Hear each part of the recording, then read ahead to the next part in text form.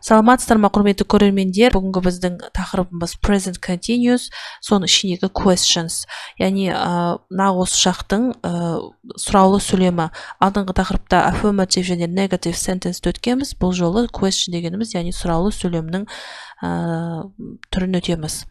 Окей, нағыз шақты біз еске түсірейік. Нағыз шақ, яғни is, am, are көмекші етістік арқылы жасалынады, және де етістігіне, негізгі етістігіне ing жұрнағы жалғанады дегенбіз.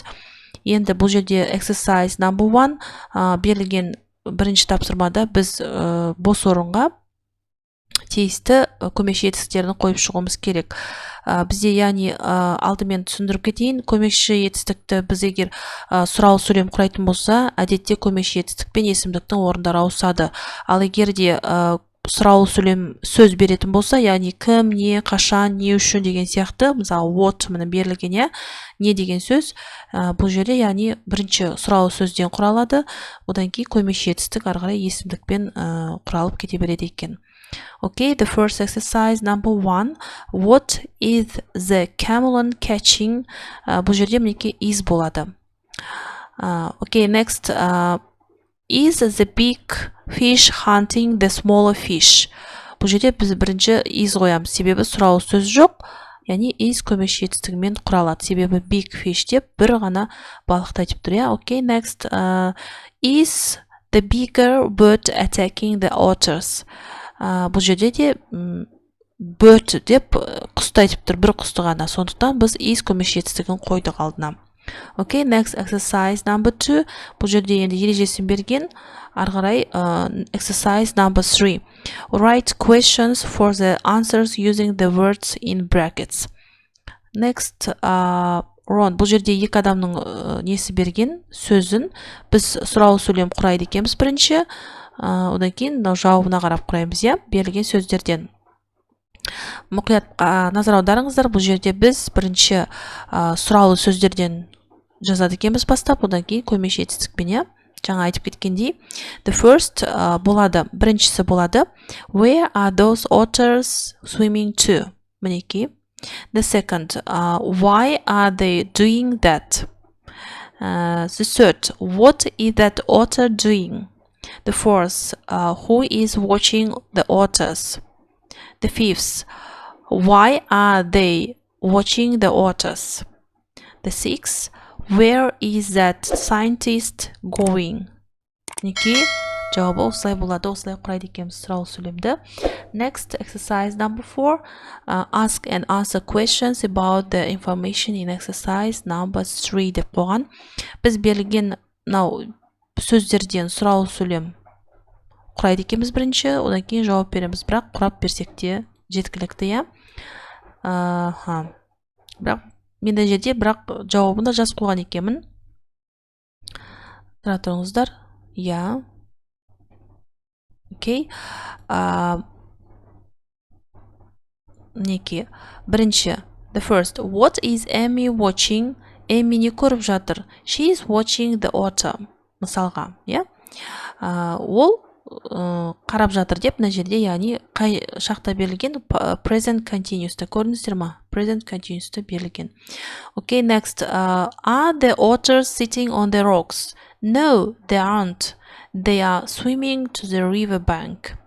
Next, why are the otters swimming to the river bank?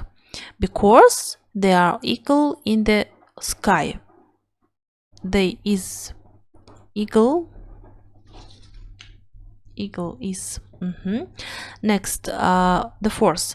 Why is the otter attacking the eagle? На төртіншісіне құрағам. She is protecting her baby. The fifth. Who is counting the otters? The scientists. Неке. Алтыншысы. Where is the scientist going? I don't know. Мен білмеймін, Next exercise number 5. Бұл жерде 5-те не істеуіміз керек? Бұл жерде енді алдыңғы сабақта біз present simple өткенбіз, ауыспалы осы жақ және нақ осы жақ, осы жақындағы тақырыппен байланыстырып жазуымыз керек. Қазір мінекей. Бұл жерде не істеуіміз керек? Бұл жерде қай сөйлемде қай шақта екен анықтап жазуымыз керек. Немесе мына кесте құрып, кестедегідей жазып өтсек те болады. Мінекей, she studies every day. Мінекей, бұл сөйлем бізде present simple'да тұр, ауыспалы осы шақта. Next, she studying today. Яғни present continuous'та бұл, себебі is, study, ing жұрнағы жалғам тұр, present simple, continuous. Келесі, I always work to school. Бұл present simple болады. I'm working at the moment. Present continuous болады. The fifth, we don't usually eat meat. Present simple болады. We aren't eating meat now. Бұл present continuous болады. Не үшін? Себебі мына жерде кілт сөздері бар. Every day дегеніміз, мысалы today, always, at the moment, usually, no дегеніміз, яғни бұның барлық кілт сөздері. Present continuous пен present simple'дың кілт сөздері болып табылады. Next exercise, number 6. Бұл жерде не істейміз? Бұл жерде берілген сөздерден жақшаның ішіндегіні present continuous немесе present simple'ға құрап шығамыз, және де соған жауап береміз. Мына кілт сөздерін қолданып, мына жерде берілген. Okay, the first. I'm listening pop music at the moment. I prefer heavy metal. Next, they don't usually go to the cinema. They are watching a DVD at the moment. They go to bed late every day. They are sleeping now.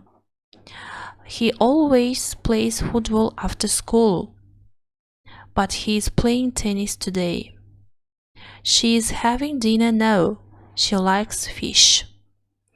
Мінекей, балалар, бұл жерде, яғни, at the moment, айттым ғой жаңа, usually деген мінекей кілт сөздер, every day, осыларға қарап, сіздер қай шақта болғанын анықтай аласыздар, қай шақта беріліп тұрғанын, я?